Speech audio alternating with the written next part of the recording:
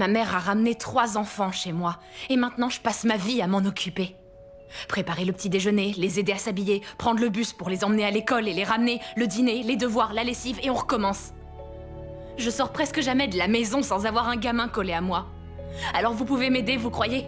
Une fille est envoyée d'urgence à l'hôpital pour des douleurs abdominales soudaines. Le docteur Brown découvre quelque chose d'anormal après l'examen. La mère de la fille arrive précipitamment. Sans attendre que Brown explique la situation, elle veut emmener sa fille hors de l'hôpital. Le docteur Brown affiche une expression grave. Il informe que l'état de la fille est bien plus dangereux qu'il n'y paraît. À ce moment, la fille a soudainement du mal à respirer. Le docteur Brown organise immédiatement un scanner. Les images révèlent un caillot sanguin dans les poumons de la fille. Le docteur Brown informe aussitôt de la gravité de la situation. Prise de panique, la fille avoue qu'elle prend la pilule contraceptive depuis longtemps. Après avoir compris toutes les causes, le médecin établit rapidement un plan de traitement personnalisé. Le docteur Brown va mettre en place un filtre cave en passant par la veine fémorale, au cas où d'autres morceaux du caillot se détacheraient. Ton opération de la vésicule attendra demain.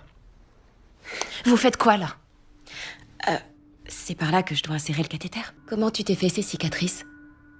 Je me suis griffée en escaladant un grillage. L'attitude extrêmement prudente de la fille attire l'attention de Brown. Elle décide ensuite de parler seule à seule avec la fille. Elle la guide avec douceur pour qu'elle baisse sa garde. Dans la chaleur d'une étrangère, la fille finit par libérer des années de frustration accumulées. Le docteur Brown convoque ensuite la mère de la fille. Elle suggère d'emmener l'enfant consulter un psychologue. Après avoir écouté, elle nie catégoriquement que sa fille ait des problèmes psychologiques. Cette mère porte plainte contre le docteur Brown. L'hôpital décide que le docteur Brown ne sera plus chirurgien principal pour cette opération. Quand la fille apprend la vérité, elle éclate en dispute avec sa mère sur le champ. Qu'est-ce qu'il y a?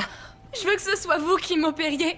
Je veux qu'elle m'opère, maman, personne d'autre. C'est le docteur Melendez qui va t'opérer. C'est un excellent chirurgien. Oui, mais c'est pas vous. Vous vous souciez de moi, vous. Tout le monde ici se soucie de toi, Michel. S'il te plaît, assieds-toi, tu risques une rupture de la vésicule. Je veux plus qu'on me soigne.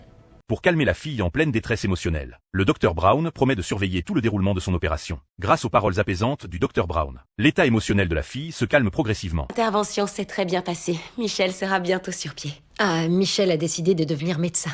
Elle ferait un excellent médecin. Vous savez, la psychiatre que Michel a vue.